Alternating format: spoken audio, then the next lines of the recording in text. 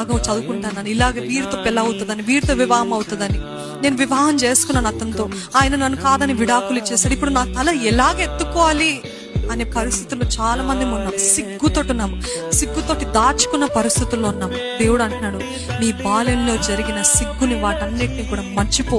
బాల్యంలో జరిగిన, అంటే గతంలో, బాల్యం అంటే కేవలం చిన్నప్పుడు కాదండి, గతంలో జరిగినవన్నీ మర్చిపోండి. ఎందుకంటే I'm doing a new thing, నూతన కార్యాన్ని జరిగించబోతున్నాను. నీ బాల్యం మర్చిపోయి, ఇదిగో ఆ రోజు సిగ్గుపడ్డావు, ఆ రోజు నేను అందరూ అపహసించారు, ఆ రోజు నేను కాదన్నారు, ఆ రోజు నిన్ను అవమానపరిచారు, నువ్వు అంత డంబంగా మాట్లాడావు కదా, నువ్వు అంత గొప్ప గొప్ప అనౌన్స్మెంట్స్ చేసావు కదా, నువ్వు కుటుంబంలో ఇంత గొప్ప కార్యాలు మాకంటే ఎక్కువ చేస్తానని చెప్పావు కదా, మరి ఏది రోజు అని సిగ్గుపరుస్తున్నారేమో. అటువంటి సిగ్గుపరుస్తున్న వారి ముందే నేను నీ తలను హెచ్చించబోతున్నాను, నీ తలను ఎత్తబోతున్నాను. ఎందుకంటే I always have plans for your future. నీ భవిష్యత్తు గురించిన ఉద్దేశాలు నాకు తెలుసు.